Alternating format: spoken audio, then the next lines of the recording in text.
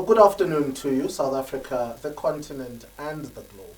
My name is SFISO MAHLANGU, and welcome to this Saturday's episode of Ripped from the Headlines. This is a continental show where I study the news of the country, the news of the African continent, what's been happening in the last week or so, heavy political nature stories, and we try and dissect them with my learned panelists here. And we ask for your intervention, for you to comment on the social media platform and to engage us. These are debates that concern this country and the continent. Welcome to Ripped from the Headlines. It's just 3:30 Central African time. I'm live to you from our studios in Midrand in Johannesburg. My name is SFISO MAHLANGU. Welcome to the show. Now, this week in Johannesburg, IO Technology Solutions has been hit with a 6.5 million rand fine by the Johannesburg Stock Exchange. The JSE found that in 2019 they reviewed the preliminary results, and those results didn't comply with certain regulations. So we contacted the JSE to find out more and what they meant on that. We didn't find a response, but it is newsworthy because we do know that IO Technologies is owned by Dr. Iqbal Survey. Dr. Iqbal Survey also owns Independent Media South Africa. Now, why is that interesting to a political reporter? It's interesting because Independent Media South Africa has been leading the news narrative in this country. Stories on the CR17 documents, which are still sealed at the Pretoria High Court, the Rogue Unit, and of late stories concerning the CR17 document and the coronavirus pandemic, the funds and the missing billions. So it's fair to say independent media has been running ahead of the news in this country. So we investigate this story further. On behalf of the JSE, is it politics or is it just business and accounting? I have a learned panelist with me here this afternoon, Dr. Sihle Sibia. Dr. Sihle Sibia holds a PhD in information technology and has written several papers for the government, some of which relates to banking, the Johannesburg Stock Exchange. If you Google him, you'll find some of the pieces he wrote on the JSE. He'll give us his word for today. I have Dr. Boitumelo, Professor Boitumelo Snukwane from the University of South Africa, and he says his most elitist profile is that he's a reverend on Sunday morning. It's good to have him here. Mr. Sipesihle Jele is reading for his master's in accounting. He's a former investment banker with FNB. Collectively, we'll try and bring you the news and a concise analysis of what happened this week. Dr. Sibia, welcome you to the show. No, greetings to you and greetings to the viewers at home. It's nice to be here. Yeah, okay, so if anybody Googles you, you've written great pieces on the South African Reserve Bank and the Johannesburg Stock Exchange. Now, in one of your opening writings, you say the Johannesburg Stock Exchange does not support black people, does not represent black people, and one should not expect that it will support black companies. Why wouldn't the stock exchange support black companies? I think that's a serious allegation. I think the critical thing would be to start from the government that we inherited prior 1994. We did not do justice for the people of this country to look at what we inherited and to ensure that it served the people of this country. So the majority of the systems that we are still using even today, you'll find that the systems that we inherited from which are pushed by the colonizers to ourselves and so forth. So that is the challenge that we're experiencing as a country, which then, if we were to look at, for example, the JSE is one of the systems that probably during 1994 that we had to look into and see how is it serving the interests of the majority in this country, because that institution is very instrumental in the transformation agenda that we need to really consider in as far as developing this country going forward.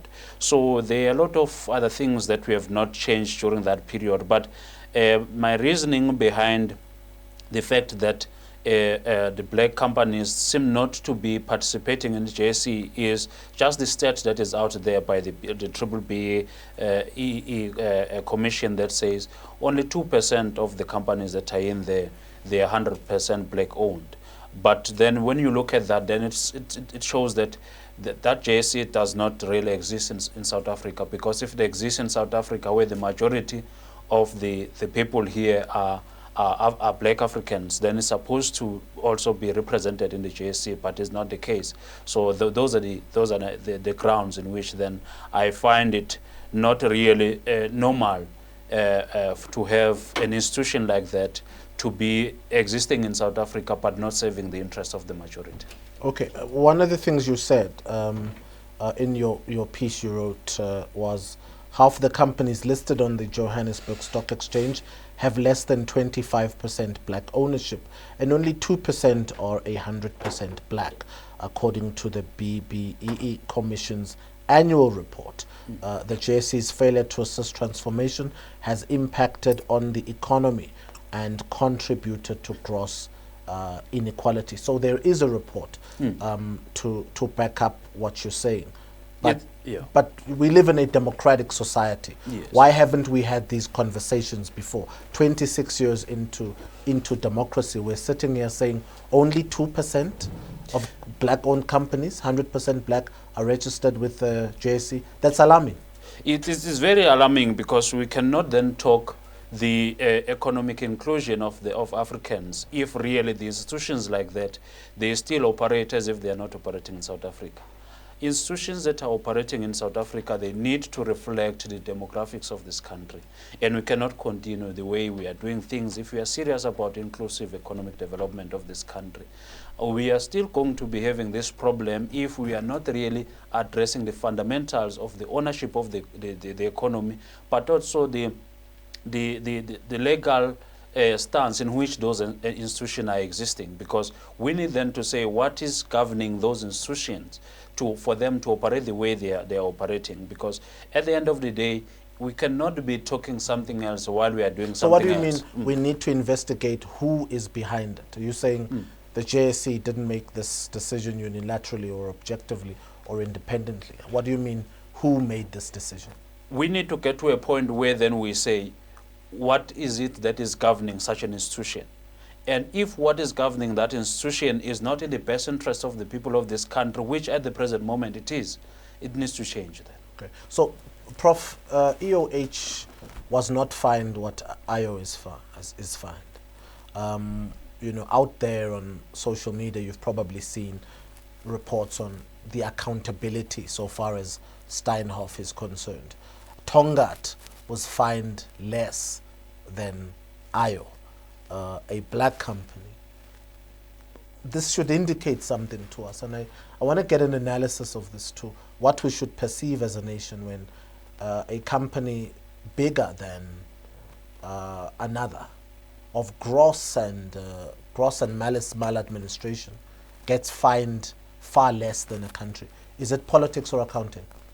Look, I think we must all wake up to the reality that every policy is subjective.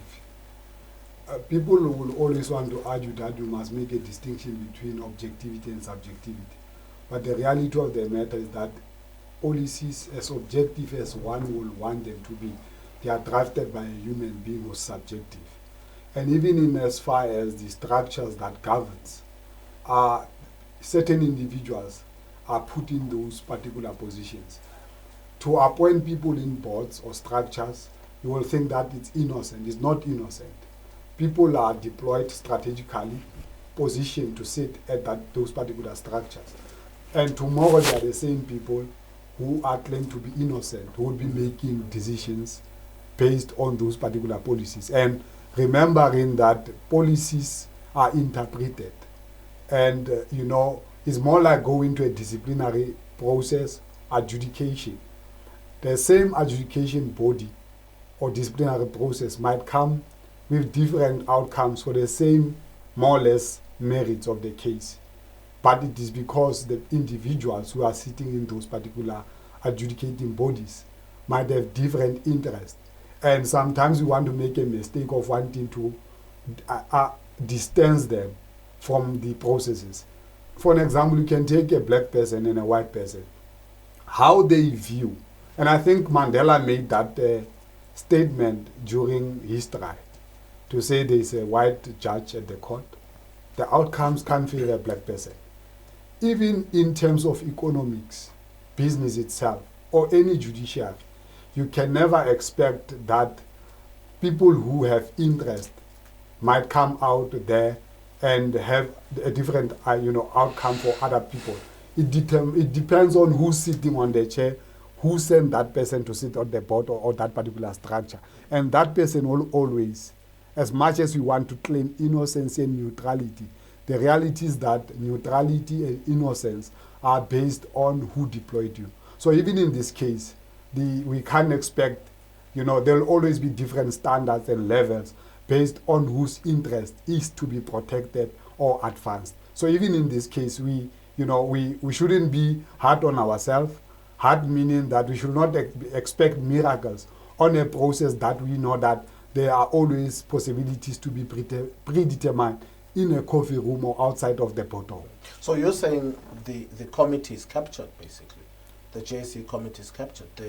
When you say they have vested interest, who deployed them, the reasons they were deployed, and the findings that they present in adjudicating matters is a representation of someone else's interest. At a coffee room, what you're basically saying is the board of the JSE is captured by someone who informs their decisions.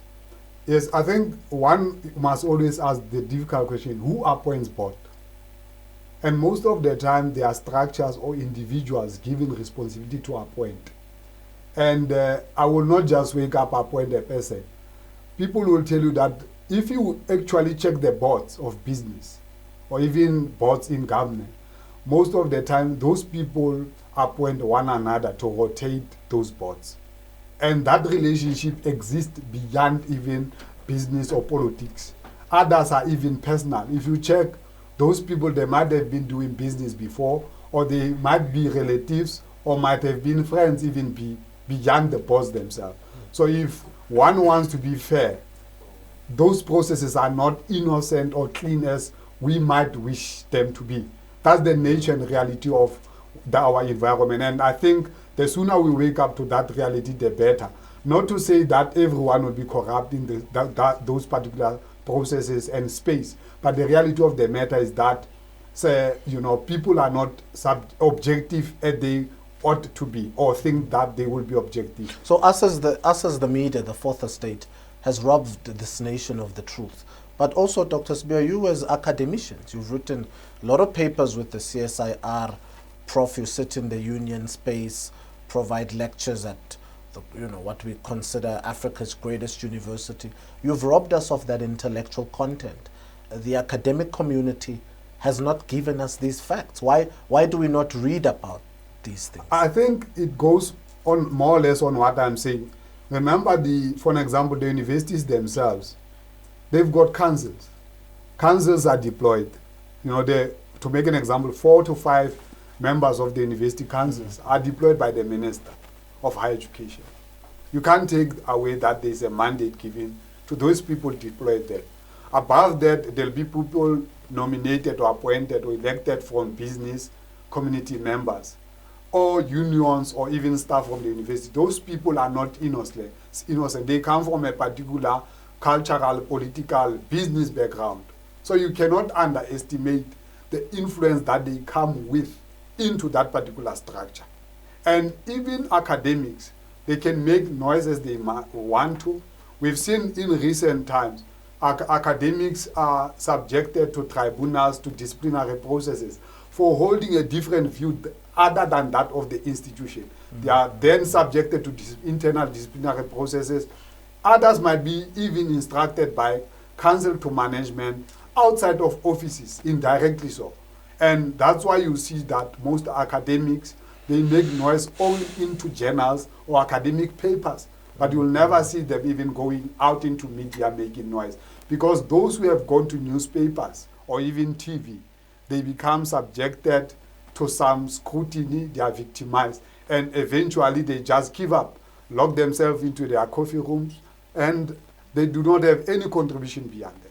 So which part of our society is not captured? If you know, pockets of the fourth estate is captured and the academic community is captured, the judiciary, how do you even trust that to be an engineered center of, you know, objectivity? We're living in dangerous times. Babjele, could there be the nuance that an individual is dealt with?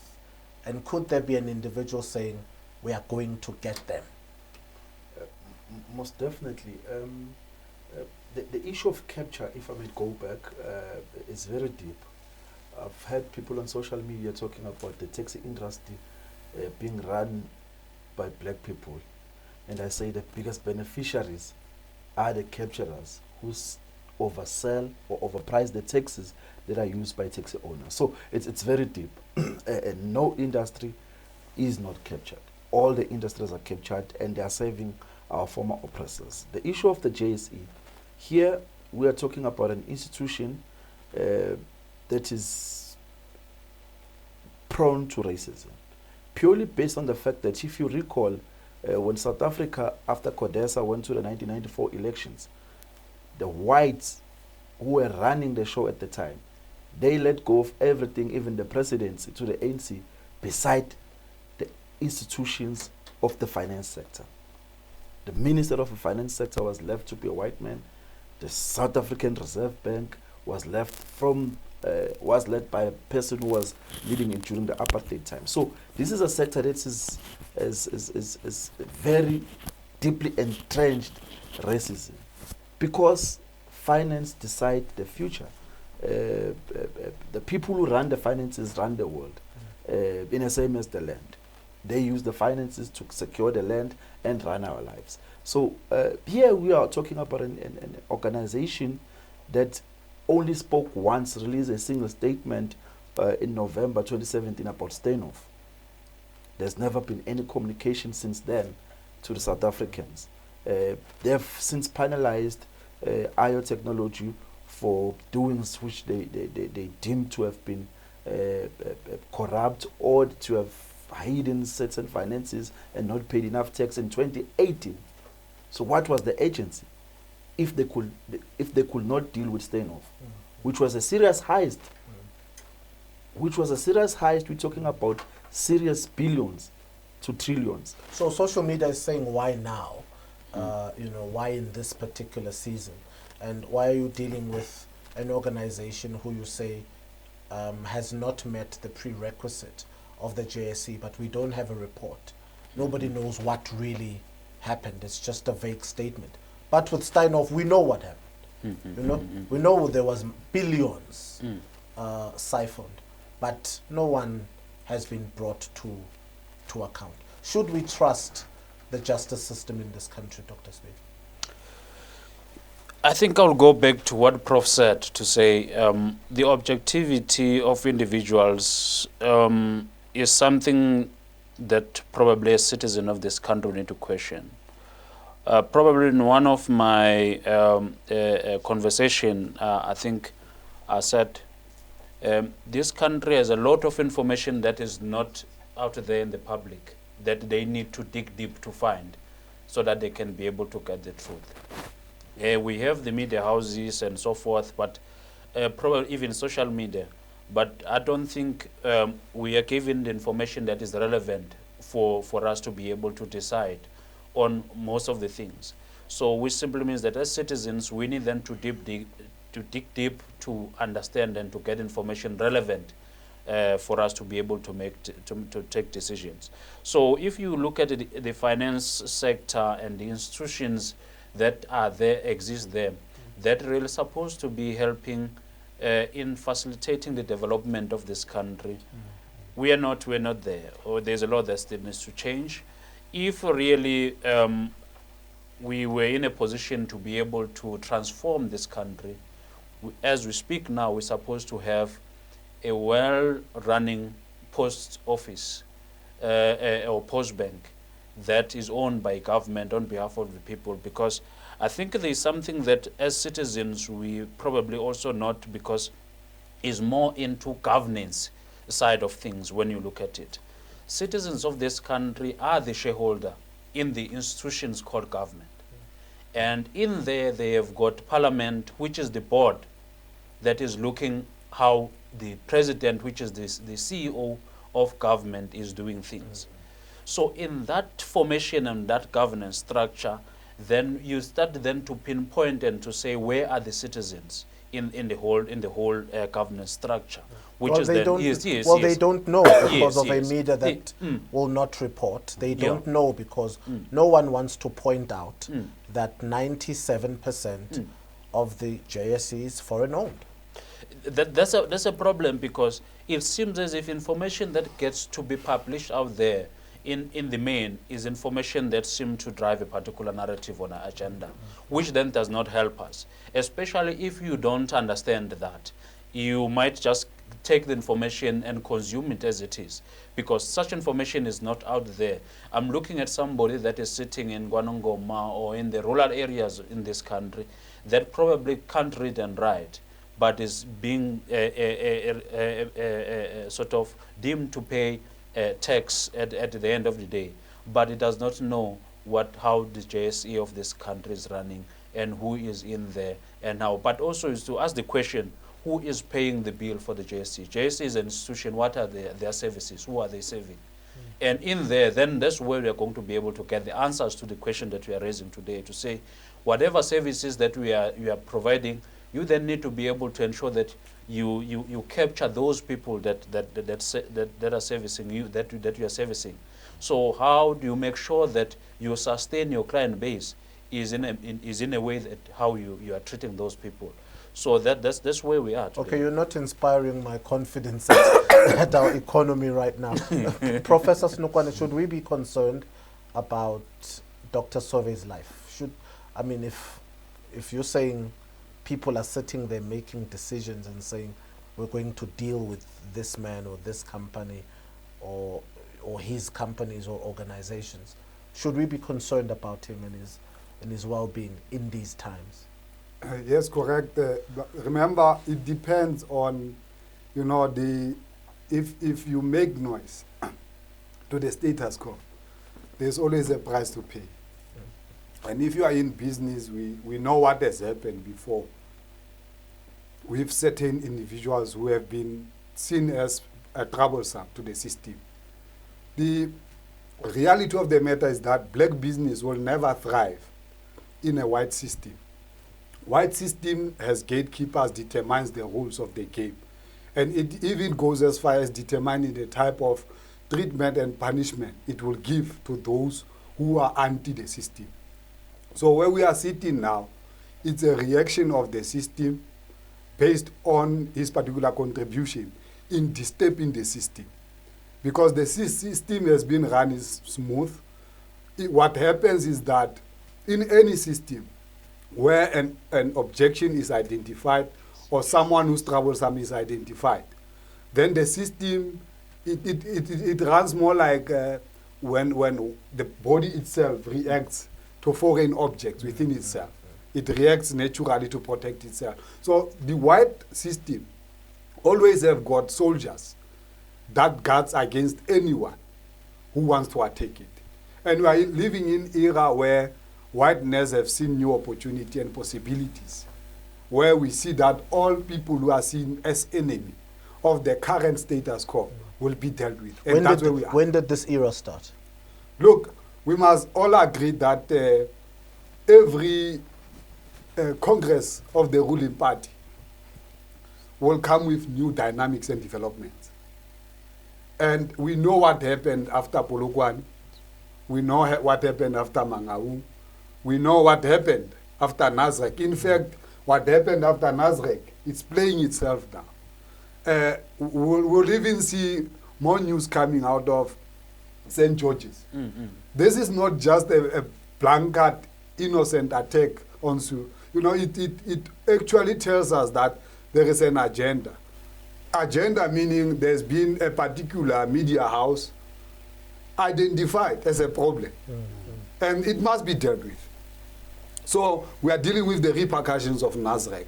We know what happened to other media houses, such as ANN7. It was part of the agenda. Now there is another new problematic child that must be dealt with. And that's where we are, I think. Okay, Jelle, what should we take out of this conversation, if I'm a South African, and maybe to concur with Dr. Spear, misinformation and disinformation is key in this country to running the apartheid-style machinations, because our people, Wanongoma, don't know about the Reserve Bank. They don't know about its ownership. They don't know about the JSC. They don't know about Steinhoff and how Steinhoff has been allowed to walk away. They have not faced accountability, but their oppression to other companies, black-owned companies. What should an individual sitting at home watching this conversation think or do, Babjel? The first thing that must come to mind to the viewers is that the most potent weapon at the disposal of the oppressor is the mind of the oppressed. So the reason we are fed news about celebrities and all the other useless information that we are fed in our families and through newspapers, it's because they want to hide what they are actually doing, which is looting the country and continuing to run and secure the affairs and the monies of this country and its land. So we need groundbreaking media houses like the NN7 and also the inspiring Galaxy Network, which is hosting us today, because we need a different view. Capital deals with each and every person who's a nuisance. That's why they had to deal with the NN7. That's why they are doing to Sekunjalo and Dr. Saver.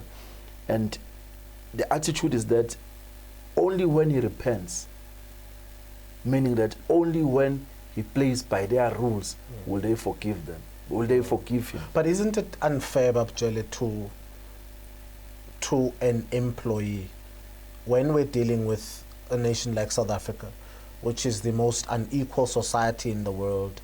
We are suffering job losses right now. We are never at a point where you can simply say we want to close a platform or an organization because we don't like the owner. That should never happen. Albeit there were many issues in this country, discussions about the Gupta family, but nobody considered the employees who were employed in those media houses, those that needed to feed their families. Is this a political whip, or is it just business? It's power dynamics. Capital does not care. They don't care. As long as they are secured, as long as their agenda is served, they definitely do not care. And they will tell a story that thousands and thousands of people lose their job. What's special about the NN7 staff? Because they definitely don't care. Their interest is not the best of the country. Well, people lose their jobs every day, we're told. You would think, the Reserve Bank, the JSE, Treasury, government would want to keep people at work, even against the power dynamics and factionalism and whatever's happening in this country. I discovered this earlier today, interesting part. Last year, Tongaat asked the Johannesburg Stock Exchange to suspend its shares because its results for the year to end March 2018 could not be relied upon, as they had been inflated by over 4.5 billion rand. They'd inflated over 4.5 billion rand. However, the suspension was quickly lifted after the group said it recorded an improvement following the implementation of a turnaround strategy. Tongaat said that its revenue increased by 18% to 15.4 billion rand during the period, while a headline loss share improved 83% to 211 cents per share. So already there was inflation, but you know that they were charged less than AO. It really seems like AO is being dealt with. These news, of course, were not published widely. The normal South African you were referring to, Dr. Sibia, doesn't know about this. What should the citizens do? I think it's time now for the citizens of this country to unite, to realize collective capabilities amongst themselves. I think this thing of handing over power and giving people 5 years to decide on how things need to be done is not serving the interest of the majority in this country. The citizens out there, they need to come together, unite, and then focus on how to develop the communities out there, but also to be able to safeguard for things like this. Because at the end of the day, is then how do we then able to build our communities in such a way that we're able to really understand what is going on in this country, but also to be able to get rid of things that are really not in the interest of the development of this country. Our economy is being sort of challenged. We know the country is still under the status is still below the investment range. So it's one of those things that we need to also address going forward and so forth. But also institutions like the one that we're talking about today are institutions that need then to go to the community and say what is it that they are doing for the community. And if they are not doing anything, probably there's no need for them to exist in this country. So where do we find black companies in this? Okay, 2% black companies, 100% owned black companies are with the Johannesburg Stock Exchange, and companies are listed. And this is a fact. They're listed, but only 2% are 100% black. Should we vote differently, Dr. Snookwan, Professor, or should we look at other alternatives? How does a young black company get listed? How does a young black company get funding? I think if a white building, a white construction company, a white organization goes to the bank to try and get a loan, and you, Mr. Jailer, do the same with the same paperwork, who's more likely to get it? Look, I think it's obvious that blacks are not favored by the system. And I think we've been saying that, and it must be repeated without shame or even thinking twice, because that's the reality that we find ourselves. But I think what we need also to understand in as far as JSE is concerned is that majority will naturally become white by virtue that the land itself, as we have spoken before, belongs to whites. Majority of the land, the vast majority of land. And we all know that if anyone in as far as business is concerned and economics, you can't talk business without assets. And the biggest asset in business is land. That's the reality of the matter. Because in determining the value of each business, you will have to take into consideration the value of the assets. And most of the time, the immovable property determines the chunk of the value of the companies.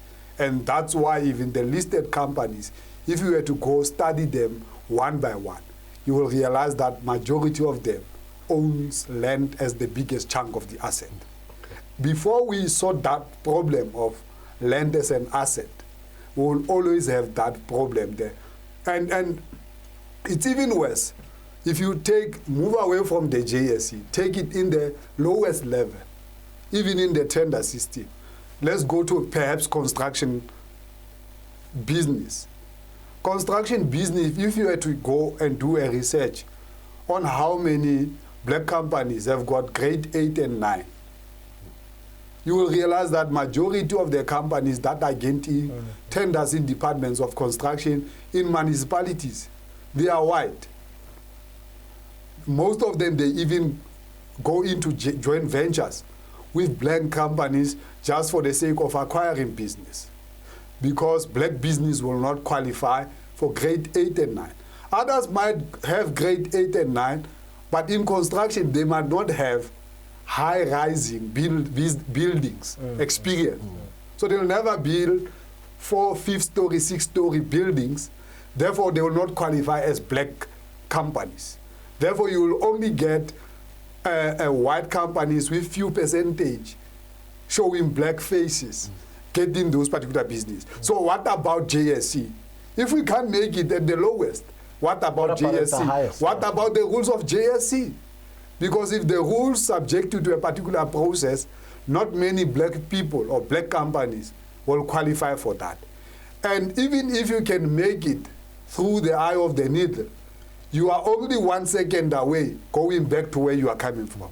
Because some regulations might not favor you tomorrow when you wake up. So if you replace the old guard, beautiful narrative, how do you expect to make it at the top, at the JSE level, when you can't make it at the bottom? When a black business can't even get a basic entry-level loan, how do you expect for better inclusion and transformation at the highest top? I had an interview with Musi Maimane yesterday at the airport, and he says the JSE is the symptom of a bigger problem, South Africa's bigger challenge. Judge Hlophe was sitting here with me last week and said the challenge here is actually our constitution. There can never be exclusion because it is our constitution that gives the JSE the power that it does. Are we sitting with the old guard? Because Mr. Pravin Gordhan, who's a shareholder in many of these institutions, in these banks, is Minister of Public Enterprises. The president of the ANC is a billionaire and a board member of many of them. Tito Mboweni, who's now the finance minister, is former Reserve Bank governor and a shareholder of those. Is the old guard back to me? You know, they always say that there's a distinction between old money and new money. If you go, for example, in construction, if you go into property, if you go to Remseg and Serengeti, they always say that those are places for new money. If you go to Waterkloof, for example, Linwood, that's place for old money. Meaning that the old guard will always be there determining the game, provide the rules of the game. Those who come with new money will always have to dance to the rules of the old guards. The reality of the matter is that where we are now, we have not had an overhaul of the system, economic system, business system. We are still playing within those rules that are privileging only certain white cabal, only a certain branch or few cabal of blacks, which one would, you know, most people will talk about them as black capitalists, which I said it's a myth anyway, because they operate on the platform provided to them by the white cabal. The reality is that black people are not owning anything so far. Whatever they own, including our president himself, all the businesses that he owns, you take Patrice Motsepe, he plays on the white ground. The global system determines the game on how Motsepe can play. He can't play as he wishes. That's why he had to go as far as going to meet Donald Trump and speak on behalf of us, pleasing him, because he understands. One thing for sure that he knows in his heart is that he can be that black diamond, but he knows that the game, the rules of the game are determined by the global system. And I think we need to understand that, to say, up until blacks come with a particular new overhaul system, we are in a mess up until that particular period. Okay, so Jelle, you're writing your MA paper in the capture of the Reserve Bank. You're going to be doing webinars and conferences on highlighting the capture of the Reserve Bank and the JSE. Tell us a bit about that, and maybe in closing, I often want to draw it back to the viewer, to say to someone at home, because I think the conversation needs to go to roots level, so South Africans really understand what's going on here. What are you going to be writing about? Tell us more on that. We actually were trying to change the narrative and exposing the facts. We are going to be having seminars which will be addressed by progressive minds, and it's very important that we get alternative progressive ideas from the likes of Obaba or Chris Malikana, who gives you a view from the proletaire, because one of the biggest problems is that we don't tell our story. We rely on the people who are oppressing us and who are beneficiaries of the very same system to also tell us how to mourn or how to react and how they've captured us. So we're just going to be exposing the racism from within the ownership of the JSE. We're going to be exposing the ownership of the companies that are listed, and so on and so forth. Okay. Professor Chris Malikane, of course, as we know, is with the Witwatersrand University. He is with WITS, a former advisor to Treasury. So that's going to be an interesting conversation. So I'm happy that we've got some progressive minds, that not the entire academic community is captured. Sipesihle Jele is reading for his master's, and his paper is on the capture of the JSE. Dr. Sihle Sibia, look for his work online, holds a PhD in information science and technology, and has written a lot on the financial markets and how IT can be used to develop communities. A trailblazer, Professor Boitumelo Snukwan, is with the University of South Africa, and a lot of his work is online. And some dancing videos as well.